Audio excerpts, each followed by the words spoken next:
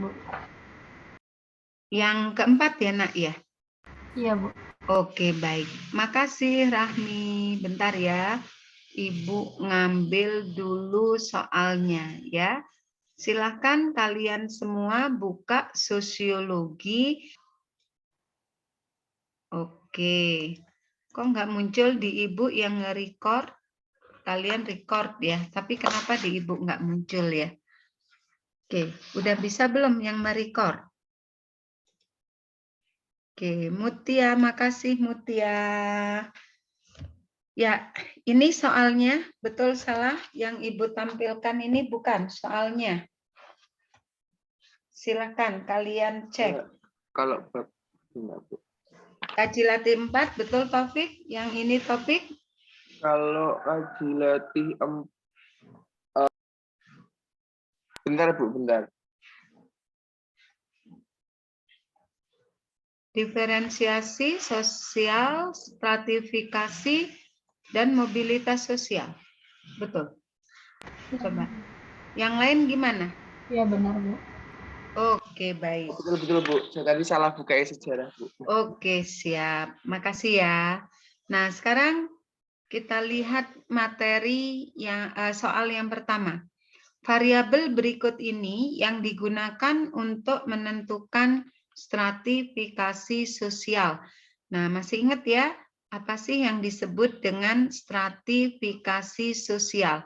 Stratifikasi sosial itu dari kata stratum, ya, stratum, atau bisa kita sebut dengan strata. Strata atau stratum, artinya apa? Artinya adalah sebuah tingkatan. Nah, tingkatan. Kalau tingkatan ini tentunya akan mengakibatkan munculnya kelas. Nah, sekarang kita tinggal lihat. Kalau muncul tingkatan atau kelas, parameternya, variabel atau ukurannya apa? Pasti bukan agama, bukan suku, bukan ras, bukan jenis kelamin ya. Berarti yang bisa menentukan tingkatan di sini adalah pendapatan. Ya, kalau agama, suku, ras, dan jenis kelamin gitu ya, ini ditambah dengan ini yang muncul bukan tingkatan tapi klaster atau munculnya sebuah kelompok sosial. Oke, nah selain pendapatan, nah muncul tingkatan pendapatan. Pendapatan ini kan berarti gaji ya. Pendapatan itu sama dengan gaji. Ini berarti parameter secara ekonomi. Selain pendapatan yang bisa mengakibatkan munculnya strata atau tingkatan, bisa pendidikan. Oke, selain pendidikan bisa apa lagi? Misalkan selain pendidikan bisa kekuasaan atau wewenang. Selain kekuasaan atau wewenang bisa kehormatan atau prestis ya dan lain-lain. Nah, ini. Jadi kalau kita bicara mengenai strata ya, stratifikasi, bicara mengenai strata atau tingkatan, akan muncul kelas-kelas. Nah, kalian ingat saja, ini kaitan dengan ada sebuah penghargaan, ya, ada yang dinilai lebih itu. Oke, jadi nomor 1 jawabannya D.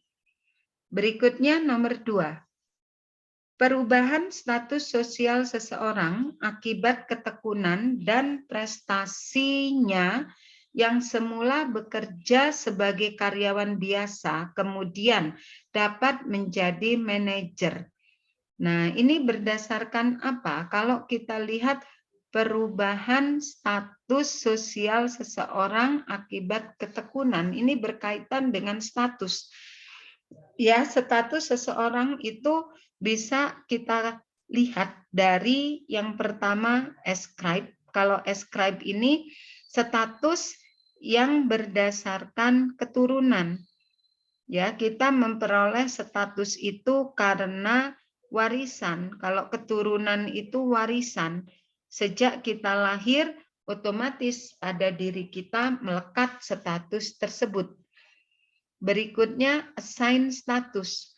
Kalau assign ini status yang akibat apa? Pemberian. Ya, jadi diberi oleh masyarakat atau oleh negara. Nah, pemberian ini biasanya melekat dengan achieve status, ya. Achieve ini karena kita usaha atau kita mencari. Biasanya karena usaha atau kita mencari, kita memperoleh status tertentu yang oleh masyarakat dianggap luar biasa, maka akhirnya akan mendorong munculnya assign status.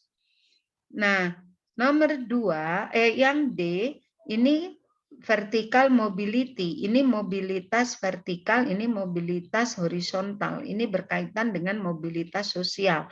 Soal nomor 2, ini kaitannya dengan status. Berarti kalau dia karena prestasi, ya awalnya karyawan biasa, kemudian menjadi manajer. Berarti luar biasa dia berusahanya sehingga diangkat jadi manajer. Maka bukan keturunan, bukan pemberian, tapi usaha atau mencari. Jawabannya achieve status, ya. Jadi nomor 2 yang C. Lanjut, berikut ini yang merupakan unsur pembentuk struktur horizontal. Nah, struktur horizontal ini berarti struktur sosial yang sederajat, ya. Tidak menimbulkan tingkatan, tapi mengakibatkan munculnya klaster atau kelompok sosial. Bukan muncul kelas-kelas sosial, tapi muncul kelompok-kelompok sosial. Nah, apakah pendidikan? Bukan. Kekayaan? Bukan. Kebudayaan? Iya. Kekuasaan? Bukan. Kehormatan? Iya. Jadi jawabannya budaya.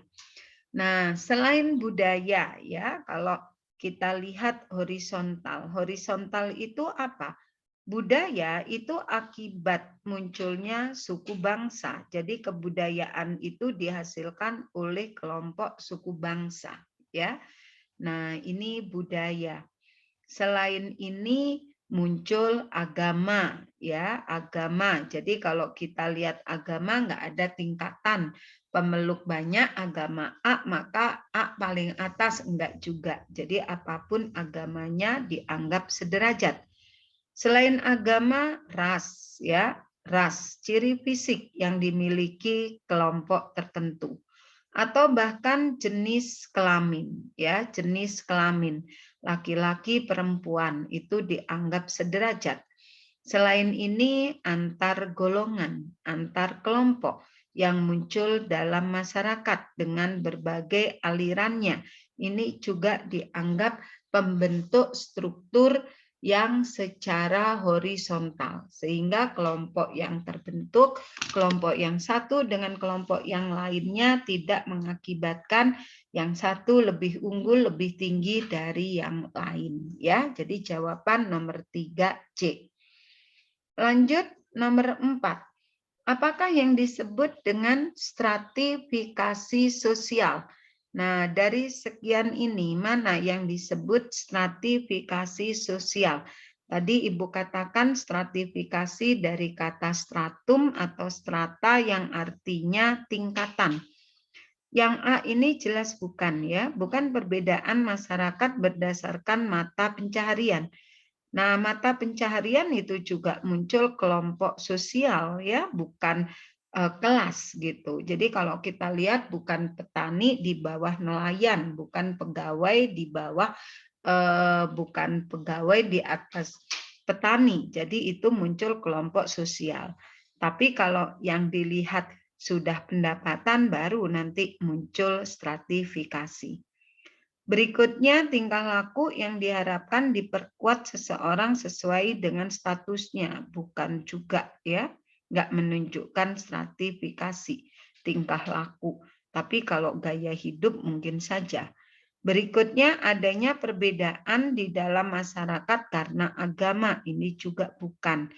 Berikutnya penggolongan masyarakat berdasarkan persamaan ciri juga bukan. Kalau ciri ini larinya pada ras. Berikutnya pelompokan masyarakat ke dalam kelas secara bertingkat. Iya, jadi nomor 4 yang E ya, muncul tingkatan. Jadi kalau kita bicara stratifikasi sosial muncul tingkatan, berarti larinya ada kelas atas, terus ada kelas menengah, selain menengah ada kelas bawah ya. Nah, ini pasti muncul tingkatan demikian. Oke, lanjut nomor 4 jawabannya C. Ada yang mau ditanya? Lanjut ya. Nomor 5. Bapak Budi menjabat kepala SMA yang secara kebetulan mempunyai anak yang belajar di SMA tersebut. Pada suatu ketika, anak tersebut, maksudnya anak Pak Budi, melanggar aturan sekolah. Pada contoh ini, Bapak Budi mengalami konflik apa? Nah, posisi Bapak Budi. Bapak Budi ini di satu sisi sebagai kepala sekolah di sekolah X. Di satu sisi Bapak Budi merupakan ayah, ya, ayah. Nah, kepala sekolah di sekolah X tempat A belajar, gitu ya. Di satu sisi Pak Budi juga ayah dari A yang belajar di sekolah X ini. Nah, ternyata si anak gitu ya. Nah, si anak Pak Budi. Anak Pak Budi posisinya sebagai siswa, otomatis di sini sebagai anak. Nah, anaknya ini, anak Budi ini, dia melanggar, apa yang terjadi? Otomatis pada diri Pak Budi akhirnya muncul konflik. Pada diri Pak Budi terjadi konflik. Yang pertama, konflik Pak Budi sebagai kepala sekolah. Yang kedua, konflik Pak Budi sebagai ayah yang ingin melindungi anak. Sebagai kepala sekolah, Pak Budi ingin menegakkan aturan. Nah, ini disebut konflik apa? Yaitu konflik kedudukan. Ya, jadi berkaitan dengan kedudukan atau wewenang yang dimiliki oleh Pak Budi. Nah, biasanya konflik kedudukan ini akan terjadi apabila seseorang memiliki peran lebih dari satu, ya, lebih dari satu. Maka orang itu akan ya seperti Pak Budi ini terbentur dengan peran yang satunya. Dan ini tentunya banyak terjadi di dalam masyarakat kita, ya.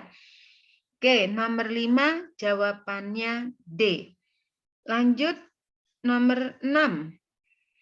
Seorang kepala desa biasanya orang kaya dan terpandang karena status, peranan, dan wibawanya. Hal ini mencerminkan kehidupan masyarakat desa yang bagaimana. Nah, ini kepala desa ya sebagai pemimpin. Dia adalah orang kaya ya, terus status, peran, dan wibawa ini mencerminkan berarti masyarakat desa masih tradisional. Ya, masyarakat desa yang tradisional ini biasanya pada umumnya akan menjalankan kekuasaan dengan menggunakan konsep feodalisme, di mana kekuasaannya ini memiliki hubungan yang sangat kuat antara rakyat dengan pemimpinnya. Dan kalau feodalisme yang diangkat jadi pemimpin ini pada umumnya dia yang memiliki wibawa-wibawa atau kedudukan secara tradisional ya. Oke, contohnya yaitu masyarakat yang ada di desa. Nah, ini untuk nomor 6. Oke, nomor 1 sampai nomor 6, ada yang mau ditanyakan tidak? Kalau tidak ada, Ibu lanjutkan untuk nomor berikutnya ya. Oke, kita lanjutkan untuk nomor berikutnya, nomor 7.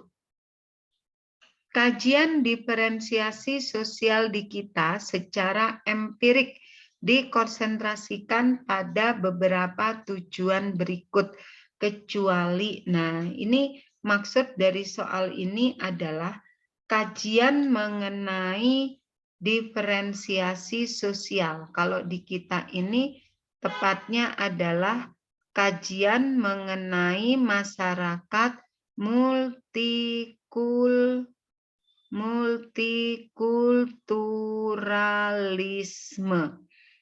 Nah, ini ya. Nah, ini tujuannya untuk apa? Kecuali yang nomor 1 betul untuk mewujudkan integrasi sosial dengan mempelajari masyarakat multikultur, maka kita akan memahami bahwa masyarakat Indonesia adalah masyarakat yang sangat majemuk, terutama dalam bidang budaya. Jadi tujuannya untuk kita memahami masyarakat kita ini budayanya beraneka ragam. Dan kita semakin sadar, kita harus mengakui inilah Indonesia, maka terjadi integrasi sosial. Berikutnya, menentukan strategi resolusi konflik. Betul juga, dengan munculnya konflik dalam masyarakat, kira-kira strategi untuk mengatasi bagaimana. Berikutnya, membentuk pribadi yang sadar akan perbedaan. Iya. Selain itu, membangun kesadaran berbineka tunggal ika. Iya. Jadi kecuali, pasti ya, melakukan identifikasi kerawanan konflik horizontal. Ya. Jadi bukan untuk mencari kerawanan dalam konflik horizontal seperti apa. Justru dengan kajian diferensiasi sosial ini tujuannya yang terpenting adalah untuk menyadarkan seluruh masyarakat Indonesia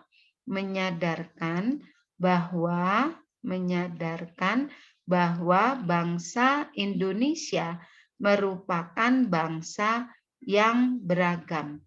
Ya, bangsa yang beragam. Terutama beragamnya mengenai apa?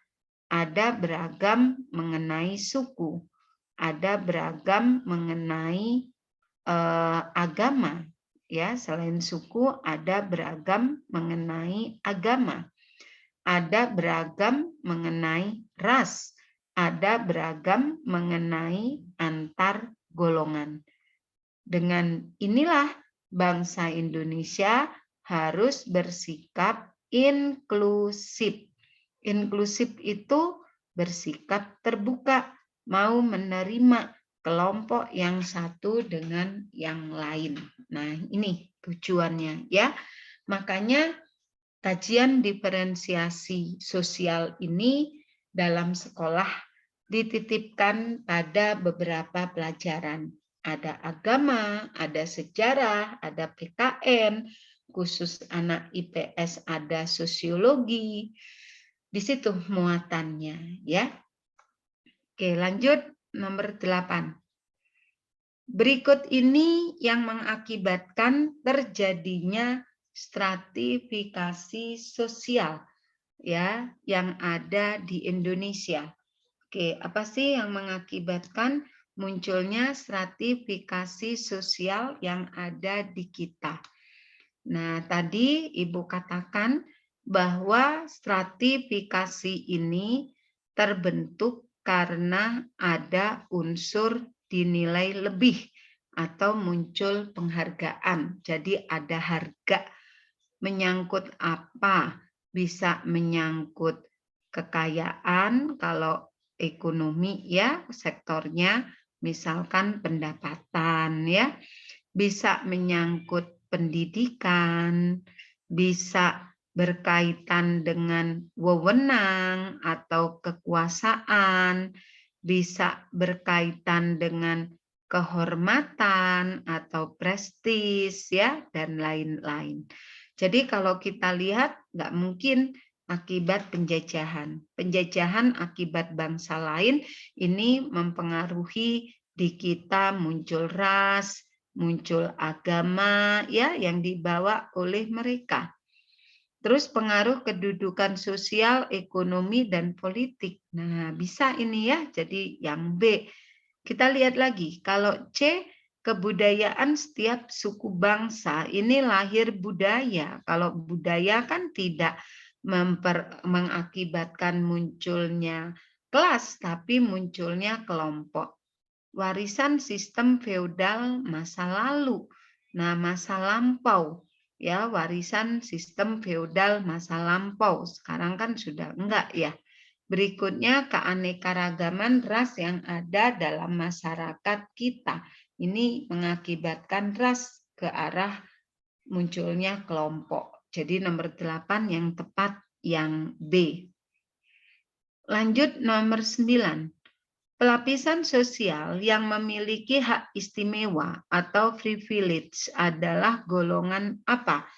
Nah, hak istimewa. Hak istimewa ini dimiliki oleh kelompok mana kalau kita lihat dalam masyarakat, yaitu kelompok bangsawan ya. Nomor 9 ini jawabannya yang A. Nah, kelompok istimewa golongan bangsawan ini bisa kita lihat ketika muncul penggunaan gelar bangsawan ya. Gelar ini nggak ada sekolahnya. Gelar ini didapat sejak mereka lahir ya, sejak mereka lahir. Gelar ini dari keturunan. Sejak mereka lahir ya mereka langsung memiliki gelar tersebut. Inilah salah satu hak istimewanya. Selain itu, kalau masuk pada kelompok bangsawan ini, nah, pada kelompok bangsawan ini mereka akan menempati kelas atas ya. Nah, ini kelas atas, ini bangsawan ya. Nah, yang di sini siapa? Yang di sini biasanya para tumenggungnya, tumenggung atau pelaksana pemerintahan. Nah, di sininya siapa? Di sininya rakyat. Otomatis ketika mereka lahir, mereka memiliki gelar, mereka masuk pada komunitas di sini. Nah, inilah hak privilege atau yang disebut hak istimewa. Ya, privilege bisa juga gini nulisnya. Ini disebut dengan hak istimewa mereka. Beda dengan pegawai negeri, pedagang, cendekiawan, pengusaha, ya. Mereka nggak memiliki hak-hak istimewa. Mereka memiliki hak itu berdasarkan dengan usaha dari mereka. Pegawai negeri bisa menjadi PNS, dia usaha. Pedagang berusaha. Cendekiawan ini nama lainnya adalah golongan terpelajar. Nah, ini juga usaha dengan sekolah ya masuk ke sini. Pengusaha dengan modal dia berusaha, nggak punya hak-hak istimewa. Oke, ini nomor 9. Lanjut nomor 10. Mobilitas sosial yang terjadi dalam satu generasi yang sama dinamakan mobilitas sosial yang apa? Nah, nomor 10 ini berarti disebut dengan mobilitas intragenerasi ya. Kalau antar generasi itu terjadi dalam lebih dari satu generasi. Lebih dari satu generasi. Nah, contoh yang antar generasi yaitu mobilitas misalkan antara orang tua dengan anak. Atau ada kakek, ada orang tua, dan anak.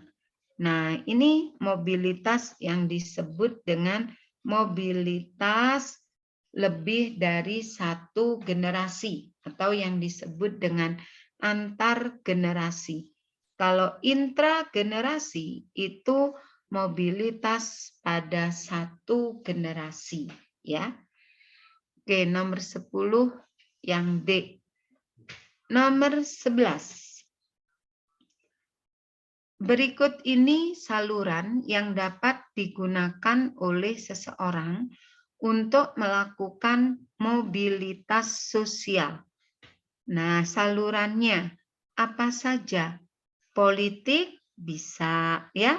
Politik bisa. Politik ini bisa melalui partai politik, bisa melalui lembaga legislatif, bisa melalui eksekutif dan lain-lain, ya. Pendidikan juga bisa kita lihat semakin tinggi pendidikan bisa mengantarkan semakin tinggi kedudukan seseorang, ya. Ekonomi juga bisa, ekonomi salah satunya bisa melalui kekayaan yang mereka miliki. Perkawinan juga bisa, biasanya perkawinan dengan seseorang yang memiliki status atau kedudukan lebih tinggi. Tapi kalau nikahnya dengan yang kedudukan lebih rendah, ya enggak. Atau kedudukannya sama, ya enggak. Ya, ini harus dengan yang status atau kedudukannya lebih tinggi. Jadi 11 jawabannya E. Dan masih banyak lembaga atau saluran mobilitas ini. Bisa melalui profesi, bisa melalui tentara, bisa melalui keagamaan, ya, dan sebagainya. Jadi di satu sisi kayak agama itu dipandang sebagai horizontal, tapi nanti dari lembaga agama bisa meningkatkan kedudukan seseorang. Itu kalau kita lihat dari keyakinan, ya. Contoh misalkan seseorang yang menjadi ustadz atau ustazah, ya, dalam masyarakat, dia ditempatkan pada kelas yang tinggi dibanding kita yang agamanya biasa-biasa saja. Oke, 11E. 12. 12 apa ya? Jawabannya sistem stratifikasi yang bersifat terbuka dalam masyarakat ditandai dengan munculnya apa? Nomor 12 yang bersifat terbuka. Kita lihat yang pertama, berkembangnya persoalan dan sistem pembagian kerja. Betul ya, kalau di situ muncul pembagian kerja, maka masyarakat bisa dimasukkan gitu ya, atau terkelompokkan ke dalam kelompok-kelompok tertentu. Nah, berarti di situ terbuka gitu ya, tidak satu kelompok saja. Berikutnya, nah, bisa meningkatkan etos kerja, ya, karena kemungkinan kalau terbuka ya, terbuka itu kan seseorang bisa naik, bisa turun gitu ya kalau terbuka. Ntar Ibu gambarkan dulu. Nah, gambar kalau sifatnya terbuka itu dalam komunitas masyarakat dari kelas bawah bisa ke tengah, dari tengah bisa ke atas, atas bisa ke tengah, tengah bisa ke bawah. Atau dari bawah langsung ke atas, atau dari atas langsung ke bawah. Nah, jadi gini, bisa naik turun gitu ya. Nah, apakah kalau itu bisa meningkatkan etos kerja? Iya. Kita tahu kalau kita luar biasa bekerja etosnya, kita bisa cepat naik. Tapi kalau kita malas, kan berarti susah kita naik. Itu nomor 2. Nomor 3, mendorong tumbuhnya iklim kompetisi yang sehat, betul. Dengan munculnya sifat terbuka ini, maka akan terjadi kompetisi yang sehat. Karena yaitu tadi nomor 2, etos kerja baik berarti bisa meningkatkan kedudukan kita. Berikutnya memungkinkan status sosial seseorang berubah-ubah, betul ya, berubah-ubah.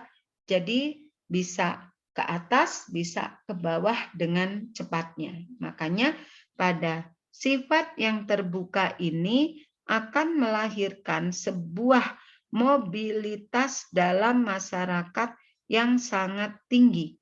Kedudukan seseorang nggak selamanya di atas, nggak selamanya di bawah. Jadi nomor 12 jawabannya E. Oke, sampai nomor 12 ada yang mau ditanyakan enggak? Sampai nomor 12 ada yang mau ditanyakan? Paham? Belum, Oke. Bu. Paham. Oke, baik. Sebentar ya. Ibu ini copy dulu soalnya. Nah, 3 nomor terakhir ya.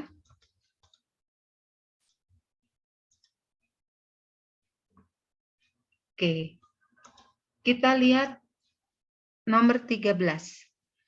Bentuk status sosial seseorang di dalam masyarakat yang diperoleh melalui assign status. Assign status, tadi status yang bagaimana? Assign status. Assign status ini status seseorang yang didapatkan karena pemberian. Jadi diberi ya, karena pemberian. Nah, contohnya apa? Kalau kenaikan pangkat dalam kedinasan, ini diberi bukan? Kenaikan pangkat, hah? Diberi. Diberi atau usaha? Usaha, Bu, usaha. Oke, ini usaha ya. Kenaikan pangkat dalam kedinasan. Contoh kenaikan pangkat PNS golongan 1A, 1B, 2A, 2B, 3A, 3B sampai D ya, sampai 4A, sampai 4D sampai eselon. Nah, itu usaha. Atau misalkan di tentara dari mulai tamtama, bintara, perwira. Nah, dia usaha. Berarti bukan assign. Kalau usaha itu achieve.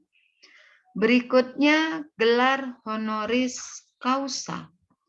Honoris causa, honoris causa. Suka kita kenal tulisannya adalah doktor ada C. Nah, ini yang dapat banyak di kita doktor honoris causa. Contohnya ada Mega dari Unpad, ya, Yusuf Kala dan lain-lain. Nah, gelar honoris causa, doktor honoris causa, ya. Kalau honoris causa itu doktor gitu ya. Dia keahliannya diakui, tapi ini bukan dari sekolah, tetapi pemberian karena ya kepinteran yang dia miliki. Contoh kayak Mega itu karena hebat politiknya, Yusuf Kala politik dan ekonomi. Jadi nomor 2 betul. Berikutnya gelar profesor. Profesor ini apa? Dicari atau diberi? Profesor. Pemberian juga ini sebetulnya. Berikutnya pemberian pangkat kehormatan. Iya, jadi jawabannya 2, 3, 4. Tapi yang betul C ya, 2, 4. Karena nggak ada 2, 3, 4. Oke, baik. Sudah maghrib ya, 17.55. Kita istirahat dulu. Nanti ketemu lagi jam 6:15. Terima kasih. Selamat menjalankan ibadah sholat maghrib ya. Arya. Bu. Oke, baik. Mutia, Rahmi. Siapa lagi tadi? Ada Anissa, Amel, Taufik, Rau. Hai Rau, Rau bukannya online Rau ya? Kamu sekarang jadi, bukannya offline. Rau Iya. sekarang jadi online? Enggak, tadi hujan Bu, jadi nggak bisa. Oh, baik. Oke. Jadi pelajarannya beda Rau ya. Kamu kalau offline harusnya apa? Hari ini geografi sama TPS kuantitatif. Oh, baik. Nggak apa-apa ya. Jadi ketemu ibu deh, ketemu sejarah. Oh iya, kamu hari Jumat kan nggak masuk ya kemarin ya? Iya, itu gara-gara hujan juga. Hujan juga. Oke, baik. Makasih, Rao. Oke, baik. Kita lanjutkan nomor 14 ya, Nak. Bentuk gerak sosial vertikal climbing. Nah, gerak sosial berarti kalau ada istilah gerak sosial sama dengan mobilitas sosial. Vertical climbing berarti ini vertikal naik. Oke, mana yang pertama? Nomor 14 masuknya individu yang mempunyai kedudukan rendah ke yang lebih tinggi. Betul. Yang kedua turun. Kalau turun salah ya. Kalau turun ini vertikal turun atau vertikal sinking. Oke, lanjut. Nomor 3. Pembentukan suatu kelompok baru yang kemudian ditempatkan pada derajat yang lebih tinggi. Betul. Berikutnya turunnya derajat sekelompok individu yang dapat berupa disintegrasi kelompok sebagai kesatuan. Nah, muncul turunnya yang mengakibatkan perpecahan. Ini berarti sinking. Jadi jawabannya 1 dan 3 nomor 14 ini. B berarti ya. Lanjut nomor 15. Berikut ini yang merupakan faktor penghambat mobilitas sosial. Trik dari Ibu kalau ada hambatan, faktor penghambat, ini berarti yang konotasinya negatif atau maknanya buruk. Nah, tinggal kalian cari. Nomor 15, sistem stratifikasi sosial tertutup. Betul, kalau tertutup hambatan. Kalau terbuka itu dorongan kita untuk melakukan mobilitas. Berikutnya rendahnya pendidikan seseorang jadi hambatan ya. Jadi nomor 2 betul. Berikutnya letak geografis tidak strategis. Ya, tidak strategis ini contoh lokasinya terkucil, susah kemana-mana, arus informasi juga sulit, berarti hambatan ya. Oke, berikutnya keinginan untuk melihat daerah lain. Ingin melakukan perjalanan berarti ya ini untuk melihat daerah lain. Ini bukan hambatan tapi dorongan. Kalau hambatan berarti dia nggak mau pergi meninggalkan desanya. Nah itu hambatan. Kalau ini punya niat untuk melihat daerah lain. Jadi ingin pergi dia ya. Jadi nomor 15 jawabannya A. Yang nomor 4 salah. Jadi jawaban yang betul 1, 2, dan 3. Oke, baik. Untuk kaji latih 4 berkaitan dengan materinya ada diferensiasi, stratifikasi, dan mobilitas. Ada yang mau ditanyakan enggak? Kalau tidak ada, Ibu lanjutkan lagi untuk kaji latih berikutnya ya. Kita ke mandiri kaji latih 5. Oke, kita lihat lagi soal nomor 1 ya. Soal nomor 1.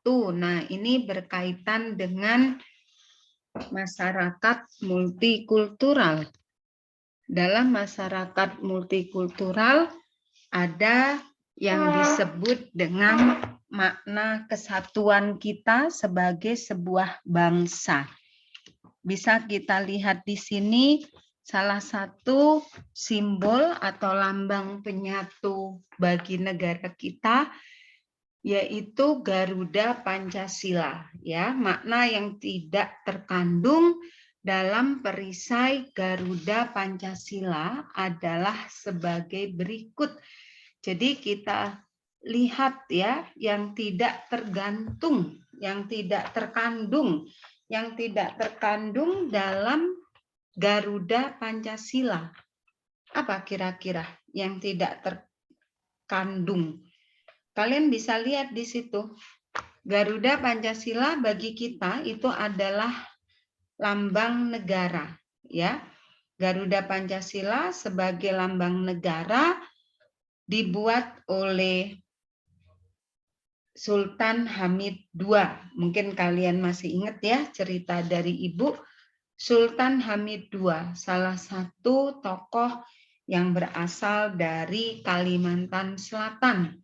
Sultan Hamid II walaupun memiliki jasa yang kita anggap besar, yaitu membuat lambang negara burung Garuda ini, tapi akhirnya bersekutu dengan Belanda mendukung gerakan yang dilakukan oleh Westerling, ya, mendukung gerakan yang dilakukan oleh Westerling yang ada di kota Bandung.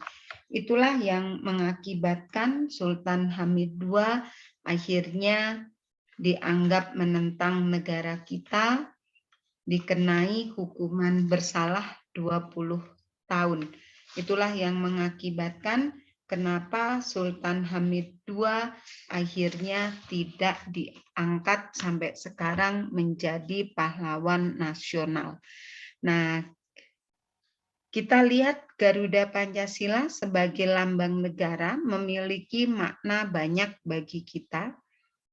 Di antaranya yang pertama melambangkan adanya diferensiasi sosial, ya, bahwa di Indonesia ini ternyata masyarakatnya adalah masyarakat yang berbeda tetapi tetap satu, ya. Ini bisa kita lihat pada sila ketiga. Terus integrasi sosial, ya, ini berkaitan dengan perbedaan, tetapi perbedaan menjadi sebuah satu kesatuan. Terus identitas, ya, identitas ini menunjukkan terhadap adanya sebuah jati diri, ya, jati diri sebagai apa? Jati diri sebagai bangsa Indonesia. Berikutnya nomor 5 yang D, nomor 1 yang D, institusi sosial. Betul, ini menunjukkan sebuah negara, yaitu negara Indonesia.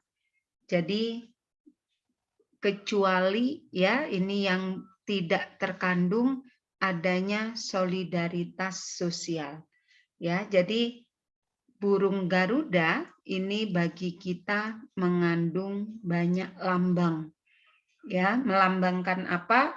Melambangkan perbedaan, melambangkan adanya persatuan, melambangkan jati diri, melambangkan sebuah negara bagi kita, ya. Jadi jawabannya yang tidak itu E.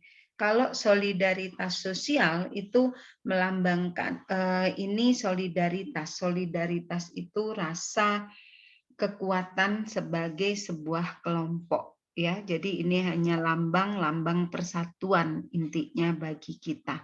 Oke, jadi kecualinya yang E. Berikutnya nomor 2. Berikut ini yang termasuk simbol kebudayaan. Nah, simbol budaya. Apa sih simbol budaya?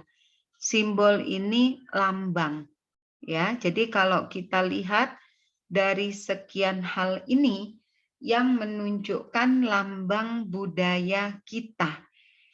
Nah, yang mana? Yaitu lambang kaitan dengan bendera nasional, ya, bendera nasional. Nah, ini melambangkan tentang adanya negara Indonesia, ya. Jadi simbol budaya itu lambang dari sebuah kebudayaan. Kalau lambang berarti ada wujudnya, ya. Kalau lambang ini ada wujud.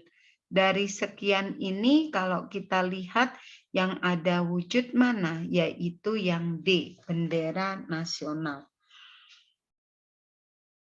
Oke, lanjut nomor 3. Menjelang Hari Raya Idul Fitri, biasanya di terminal bis, stasiun kereta, dan pelabuhan banyak sekali orang yang sedang antri karcis ataupun menunggu angkutan. Ditinjau dari sudut pandang sosiologi, kerumunan orang tersebut. Nah, ini termasuk apa? Nah, kalau kita lihat bentuk dari sebuah kerumunan atau yang disebut dengan crowd, ya, kerumunan atau crowd. Ini ada beberapa tipe. Yang pertama yaitu kerumunan yang bersifat sementara atau dikenal dengan casual crowd, ya, casual crowd, kerumunan yang sementara. Nah, kerumunan sementara atau casual crowd diantaranya yang pertama ada kerumunan yang dikenal dengan kurang menyenangkan.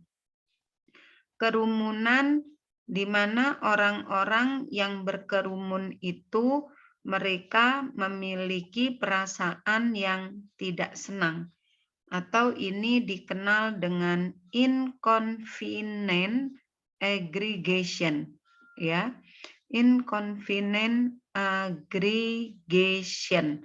Nah, contohnya apa kerumunan ini? Yaitu contohnya kerumunan orang yang sedang antri. Berarti di sini orang antri nomor 3 jawabannya itu C. Yang kedua yaitu kerumunan orang-orang panik atau yang disebut dengan panic crowd. Contohnya kerumunan orang panik, kerumunan orang yang menyelamatkan diri dari sebuah bahaya, ya. Selain ini ada kerumunan penonton.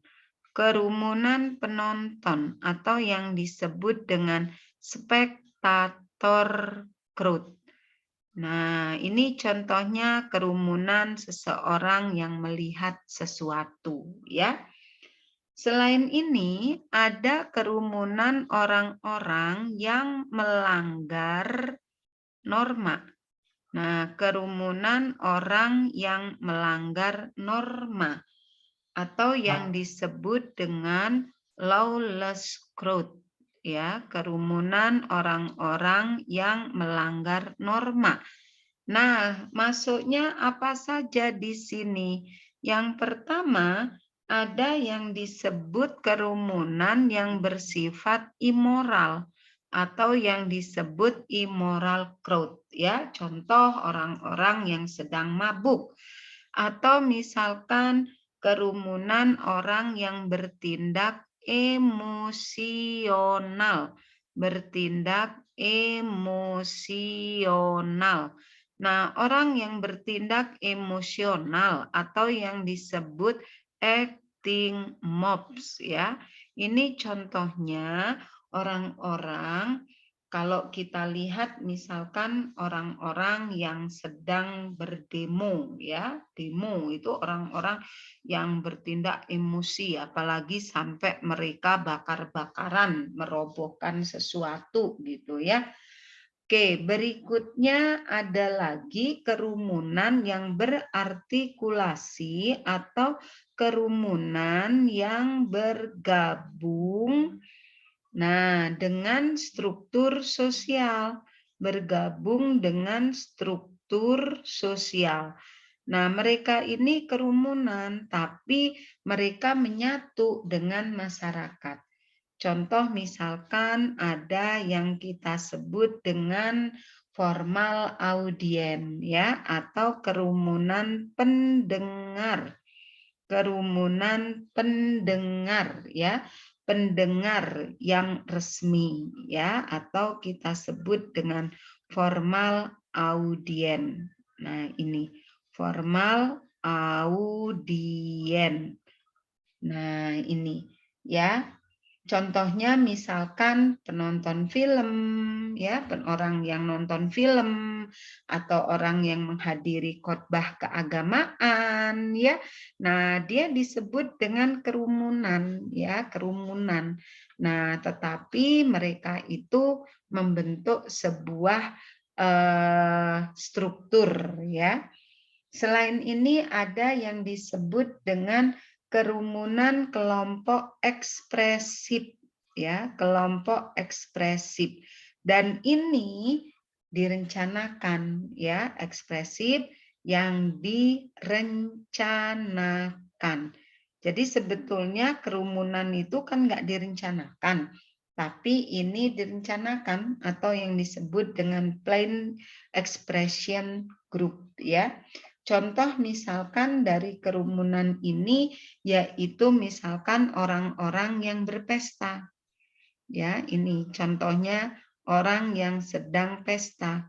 Orang berpesta, ya, datang ke sebuah acara, ya, atau misalkan mereka berdansa. Selain berdansa, misalkan mereka aerobik bersama, ya. Mereka itu membentuk sebuah kerumunan. Ya, tetapi kalau kita lihat, nah kerumunannya itu kan nyatu dengan struktur masyarakat, ya. Kenapa? Karena yaitu kalau kerumunan kan nggak direncanakan, tapi ini direncanakan. Nah itu.